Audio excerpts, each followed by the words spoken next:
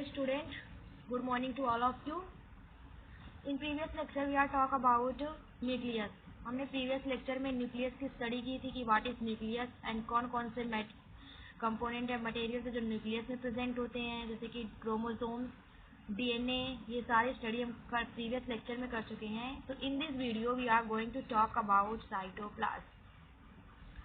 हम इस वीडियो में साइटोप्लाज्म की स्टडी करेंगे. Cytoplasm is the third feature of sales.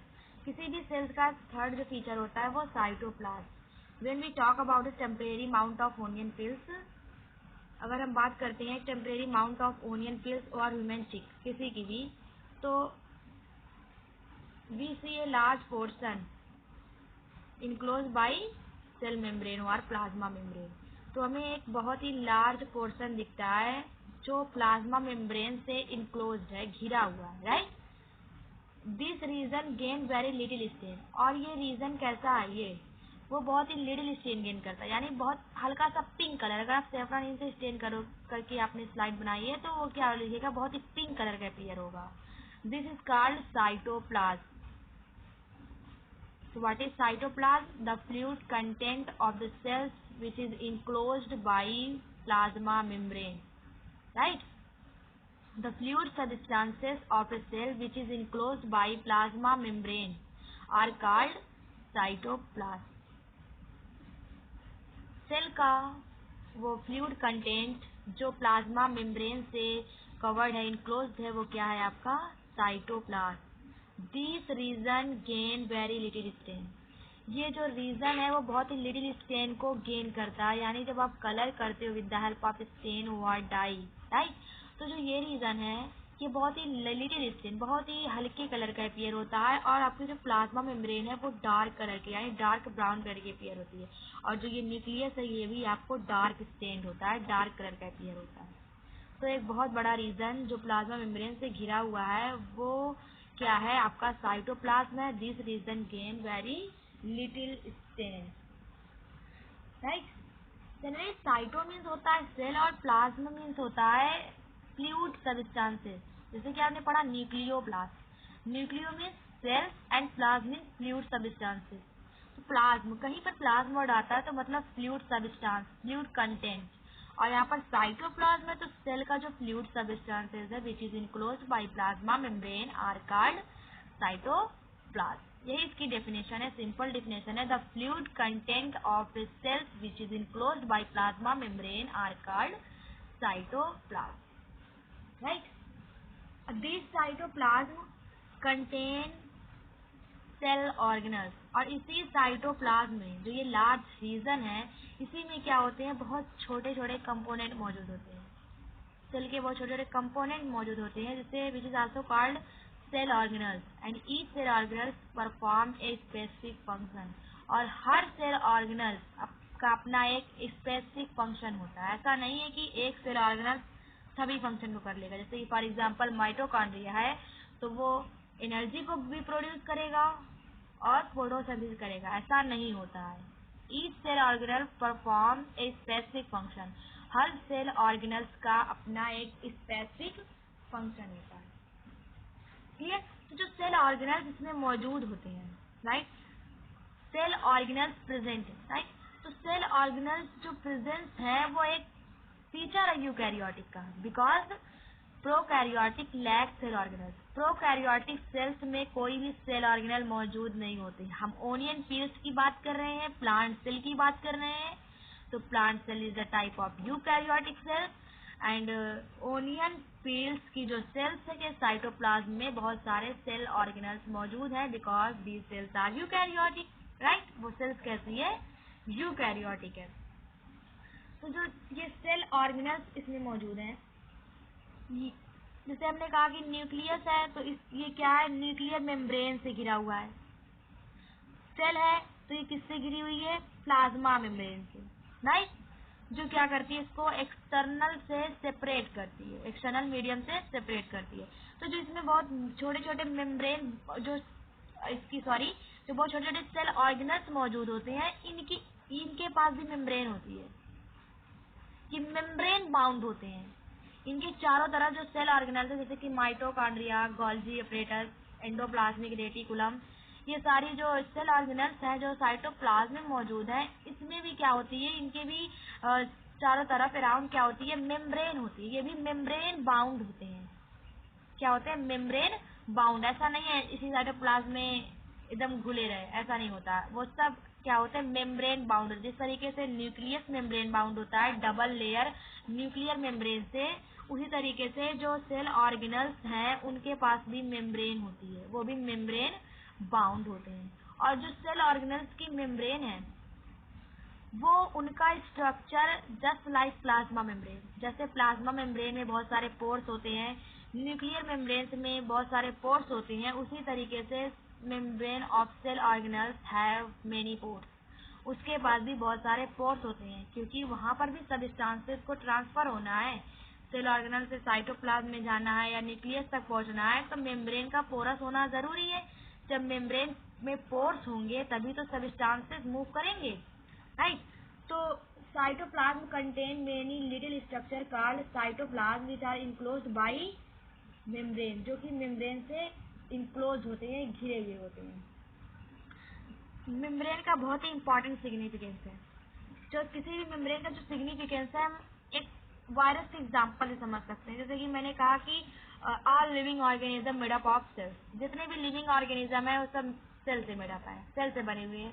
Living में कहें तो जिसमें ग्रोथ होती है, जो रिस्पायरेशन करते हैं, जनरली यही आता है कि जो सांस लेते हैं, जो ब्रीदिंग करते हैं, रिस्पायरेशन करते हैं, और इसमें ग्रोथ होती है। तो इसमें एग्जांपल आता है आपका प्लांट्स है, एनिमल्स है, बैक्टीरियाज है, फंजाई, इन सब में क्या होता है, सांस लेते हैं, ये रिस्पायरेशन होता है और ग्रोथ होती है, तो ये क्या है, लिविंग है। बट अगर आप वायरस की बात करें, वायरस, मैंने कभी नहीं कहा ना कि वायरस आर लिविंग। बहुत बार हमने डिस्कस किया living and non living things के बारे में, लेकिन ना मैंने वायरस को लिविंग कहा ना ही non living. Why? Because virus show both character. Virus क्या है, वायरस बोथ कैरेक्टर को शो करता है, living as well as non living. Virus show both character, living as well as non living. इसके पास दोनों कैरेक्टर होते हैं, इसीलिए कभी आपने नहीं सुना होगा कि वायरस आर लिविंग या virus are non living, because virus show both character, living as well as non living, दोनों है। Why? Because if the virus are present in external medium, if the virus are present in external environment, right, अगर virus ऐसे बाहर environment में पड़ा हुआ है, right, तो they do not show living property, तो ये लिविंग प्रॉपर्टी को शो नहीं करेगा। Why? Due to lack of membrane, क्योंकि वायरस के पास मेम्ब्रेन नहीं होती।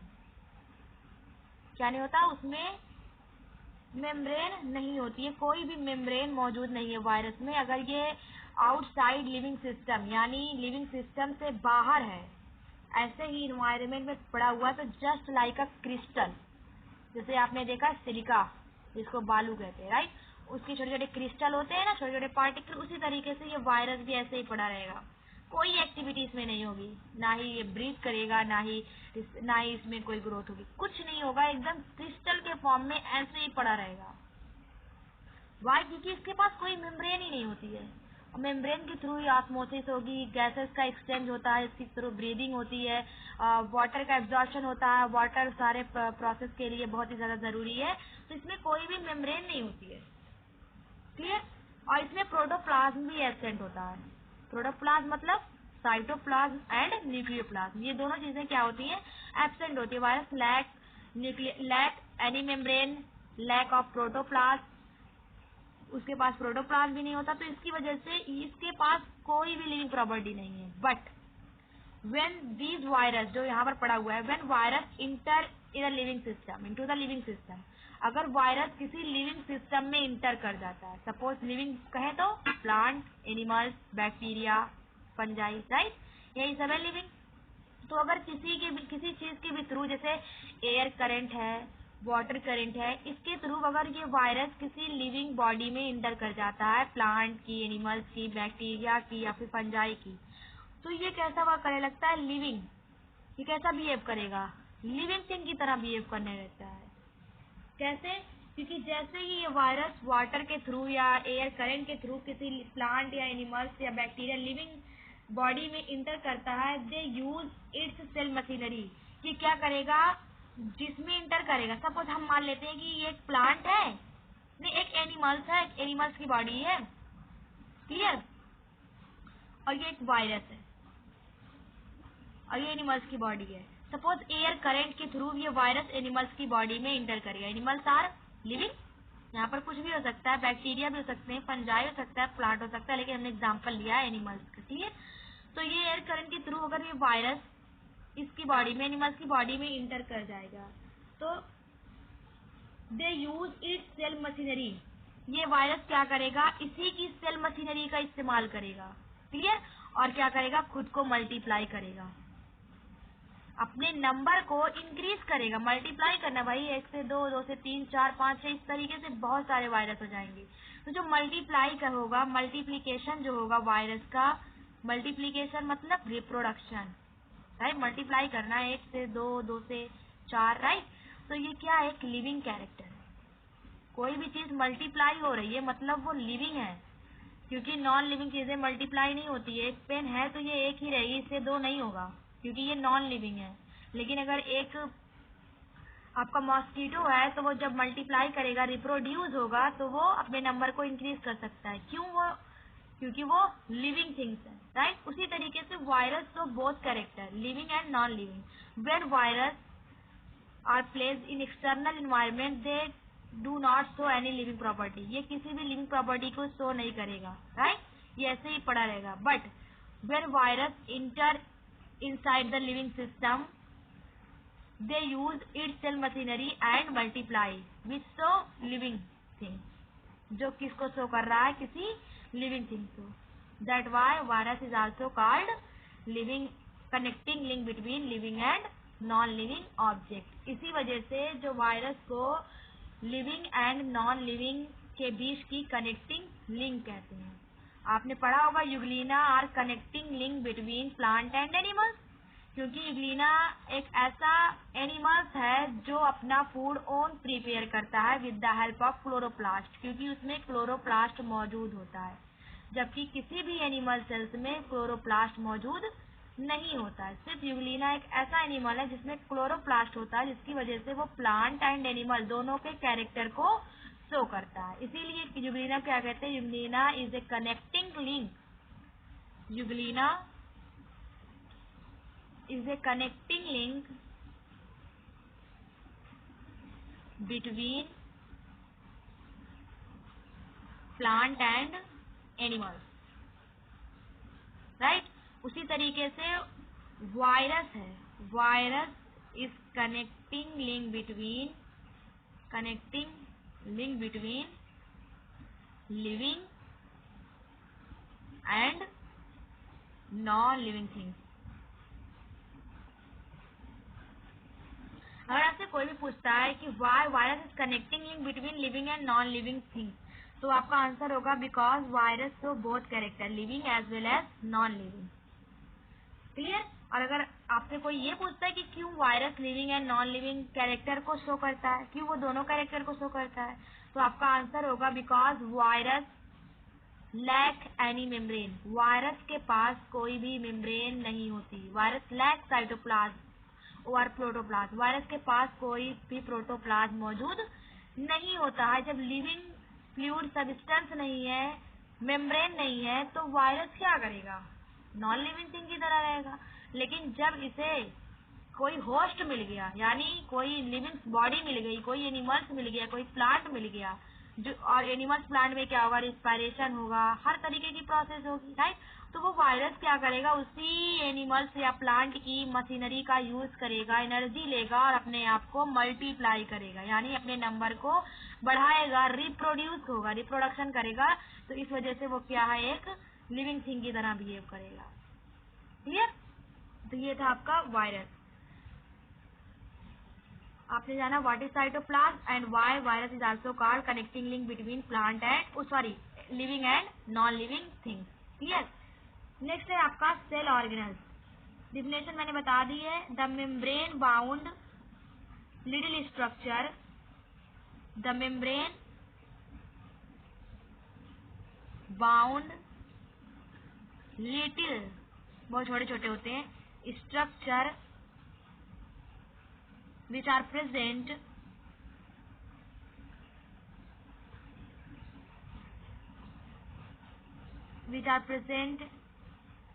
inside the cytoplasm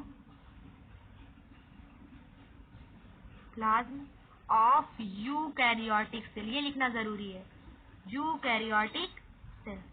आपको ये चीज लिखना मस्ट है, क्योंकि ये वो मेम्ब्रेन बाउंड लिटिल छोटे छोटे स्ट्रक्चर है जो सिर्फ यूकैरियोटिक सेल के साइटोप्लाज्म में प्रेजेंट होते हैं। प्रोकैरियोटिक सेल में सेल ऑर्गेनल्स एब्सेंट होते हैं। इसीलिए आपसे पूछता है what is cell organelles. The membrane bound little structure which are present inside the cytoplasm of eukaryotic cells. वो छोटे छोटे मेम्ब्रेन से घिरे हुए स्ट्रक्चर जो यूकैरियोटिक सेल के साइटोप्लाज्म में मौजूद होते हैं, वो क्या है? आपके सेल ऑर्गेनल्स हैं। अगर आप लो पावर मैग्नीफाई या लो मैग्नीफाइंग पावर वाले माइक्रोस्कोप से ऑब्जर्व करेंगे तो आपको ये सेल ऑर्गेनल्स, जो ये सेल ऑर्गेनल्स हैं, ये आपको ऑब्जर्व नहीं होंगे। सिर्फ आपको इतना स्ट्रक्चर ऑब्जर्व होगा, एक प्लाज्मा मेम्ब्रेन होगी, एक न्यूक्लियस होगा और एक साइटोप्लाज्म। लेकिन अगर आप इसी सेल को अंडर हाई पावर माइक्रोस्कोप और इलेक्ट्रॉन माइक्रोस्कोप जिसको कहते हैं, इसकी पावर बहुत ही हाई होती है, इसकी मैग्नीफाई करने की जो पावर है वो बहुत ज्यादा होती है। तो अगर आप इसी सेल को इलेक्ट्रॉन माइक्रोस्कोप में देखेंगे तो बहुत सारे आपको सेल ऑर्गेनल्स दिखेंगे, जैसे कि mitochondria, Golgi apparatus, endoplasmic reticulum, plastid, बहुत सारी सेल ऑर्गेनल्स दिखेंगे। क्लियर? तो अगर आपको सेल ऑर्गेनल ऑब्जर्व करना है तो आपको इलेक्ट्रॉन माइक्रोस्कोप यूज करना होगा। तो चल गया कि सेल ऑर्गेनल्स क्या है, डिफिनेशन उसकी है, राइट। तो जो सेल ऑर्गेनल्स हैं, जैसे कि माइटोकॉन्ड्रिया,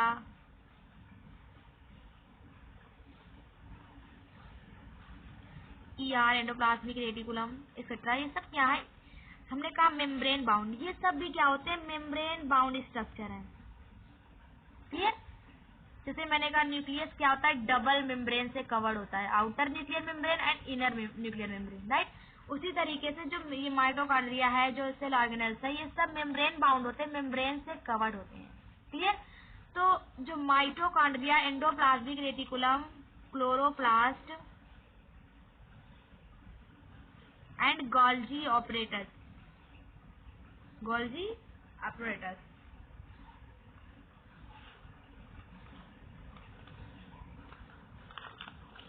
क्लियर? तो ये सब क्या है? ये सब double membrane bound cell organelles हैं। यानी जैसे आपका double membrane bound cell organelles, जैसे आपके वो था न्यूक्लियर मेम्ब्रेन। लेकिन जो आपका वैक्यूल है, ये भी सेल ऑर्गेनल्स है, ये सारे भी सेल ऑर्गेनल्स है, ये भी सेल ऑर्गेनल्स है, वैक्यूल्स है, राइबोसोम है। क्लियर? ये दोनों जो सेल ऑर्गेनल्स हैं आपके single membrane bound cell organelles हैं। क्लियर? आपके सेल ऑर्गेनल्स तो मेम्ब्रेन बाउंड है, सबके पास मेम्ब्रेन होगी, लेकिन mitochondria, endoplasmic reticulum, chloroplast, Golgi apparatus have double membrane bound.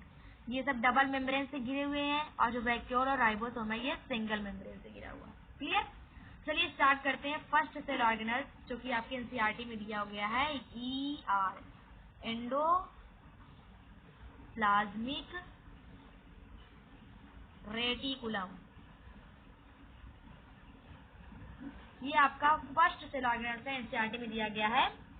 Sequence से चल रहे हैं, फर्स्ट नंबर पे नहीं है, बस एनसीईआरटी में जैसे आपकी बुक में दिया हुआ है उसी सीक्वेंस में चल रहे हैं।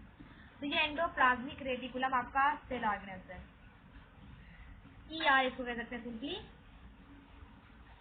Endoplasmic reticulum have a large network of membrane bound tube. जो एंडोप्लाज्मिक रेटिकुलम है, ये एक नेटवर्क, सबसे पहली बात तो ये एक नेटवर्क की तरह होता है। या तो नेटवर्क मेम्ब्रेन बाउंड ट्यूब्स होगा या फिर शीट्स होंगी। जैसे कि आपने बनाया था न्यूक्लियस, राइट, इस तरीके से आपने निकाला हुआ था मेम्ब्रेन को। दिस इज ईआर, ये क्या है? Endoplasmic reticulum. तो जो endoplasmic reticulum have network of membrane bound tubes, किस तरीके से मेम्ब्रेन एक मेम्ब्रेन बाउंड का क्या है, ट्यूब से, right. Some endoplasmic reticulum are also present inside the cytoplasm of eukaryotic cell which looks like a seed, जो कि ऐसे ही सीड की तरह साइटोप्लाज्म में रहते हैं कुछ, और कुछ क्या होते हैं, ट्यूब्स लाइक होते हैं। तो अगर आप माइक्रोस्कोप से इसको ऑब्जर्व करोगे तो it's look like a long tubes, या फिर वो इस तरीके से लॉन्ग ट्यूब्स की तरह ऑब्जर्व होगा, या फिर इस तरीके से वेसिकल की तरह ऑब्जर्व होगा। क्लियर। तो जो एंडोप्लाज्मिक रेटिकुलम है आपका, ये network of membrane bound tubes है, जो आपको वेसिकल के फॉर्म में राउंड शेप में अपीयर होगी, या फिर लॉन्ग ट्यूब्यूल्स के फॉर्म में अपीयर होगी। Clear. The endoplasmic reticulum is are of two type. जो एंडोप्लाज्मिक रेटिकुलम है वो टू टाइप के, एक है RER, second one is SER। RER मतलब रफ एंडोप्लाज्मिक रेटिकुलम, SER मतलब स्मूथ एंडोप्लाज्मिक रेटिकुलम। जो एंडोप्लाज्मिक रेटिकुलम है वो टू टाइप के होते हैं, रफ एंड स्मूथ। डिफरेंस क्या होता है, दोज डिफिनेशन पहले जान लेते हैं। दोज RER की, रफ की, those endoplasmic reticulum which contain ribosome particle on its surface. ऐसा एंडोप्लाज्मिक रेटिकुलम जो अपनी सरफेस पर राइबोसोम के पार्टिकल को कंटेन करता है, इस कॉल्ड रफ एंडोप्लाज्मिक रेटिकुलम। वो क्या है, रफ एंडोप्लाज्मिक रेटिकुलम। समझ में आया। Those endoplasmic reticulum which contain ribosome particle on its surface, clear, are called rough endoplasmic reticulum. SER क्या है, those endoplasmic reticulum which appear smooth due to lack of ribosome particles on its surface. ऐसा endoplasmic reticulum जो smooth appear होता है due to lack of ribosome particle on its surface. Ribosome particle की surface में ना होने की वजह से जो आपका स्मूथ अपीयर होता है एंडोप्लाज्मिक रेटिकुलम, वो है आपका SER, smooth endoplasmic reticulum. Clear. तो जो RER है यानी रफ दिखने वाला एंडोप्लाज्मिक रेटिकुलम है राइबोसोम की वजह से, इसका फंक्शन होता है, RER क्या करता है, मैन्युफैक्चर प्रोटीन का मैन्युफैक्चर करता है, manufacture of protein.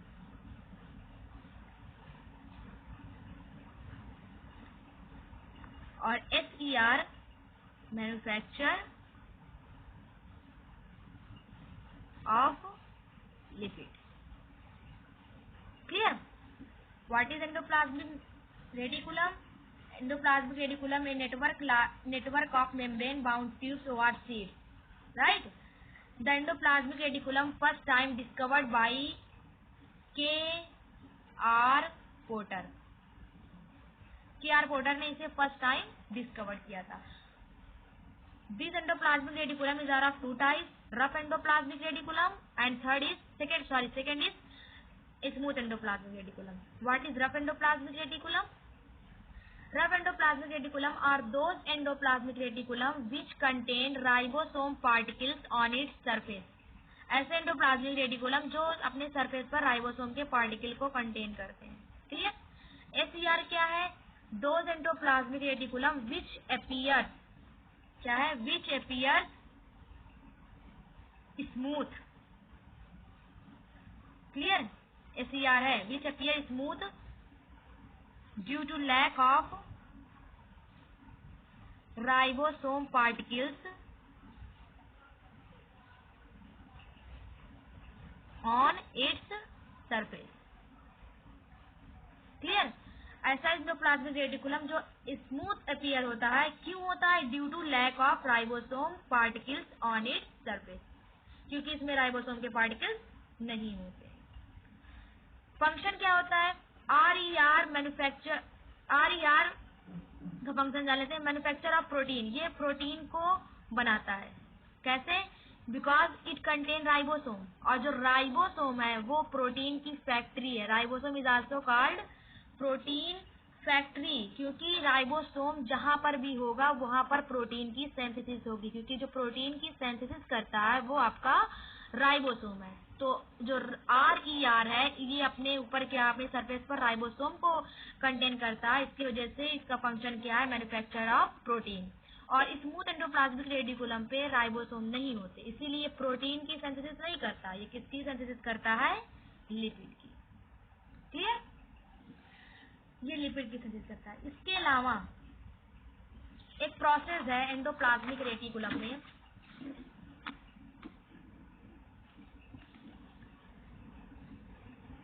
Membrane biogenesis, बहुत इंपॉर्टेंट है ये भी, मेम्ब्रेन बायोजेनेसिस। क्लियर, अभी आपने पढ़ा कि रफ एंडोप्लाज्मिक रेटिकुलम क्या करता है, प्रोटीन की सिंथेसिस करता है, और स्मूथ एंडोप्लाज्मिक रेटिकुलम लिपिड की सिंथेसिस करता है। क्लियर, तो ये प्रोटीन एंड लिपिड, कुछ याद आया? प्रोटीन एंड लिपिड से क्या बनती है आपकी, प्लाज्मा मेम्ब्रेन, राइट? क्या बनती है आपकी, प्लाज्मा मेम्ब्रेन। तो इसी से रिलेटेड है आपका मेम्ब्रेन बायोजेनेसिस। क्लियर, क्योंकि some protein and lipids which is secreted by RER and SER, right? Some lipid and protein which is secreted by RER and SER help in building the cell membrane. क्या करती है, help करती है इन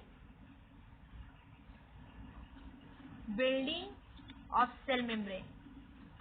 cell membrane को बनाने में क्या करती है, हेल्प करती है। कौन, जो ये सिंथेसाइज है। This process is also called membrane biogenesis. यही प्रोसेस है मेम्ब्रेन बायोजेनेसिस। आपसे पूछ सकता है name the cell organelle which show membrane biogenesis, तो आपका आंसर होगा एंडोप्लाज्मिक रेटिकुलम। क्लियर, ये आपका मेम्ब्रेन बायोजेनेसिस। इसके अलावा एक फंक्शन तो ER का हो गया कि ये प्रोटीन की सिंथेसिस करता है एंड लिपिड की सिंथेसिस करता है। क्लियर, दूसरा हो गया it's membrane biogenesis. Clear, membrane biogenesis. Third है it transport it substantial for the transport of materials, for the transport of materials between various region of cytoplasm.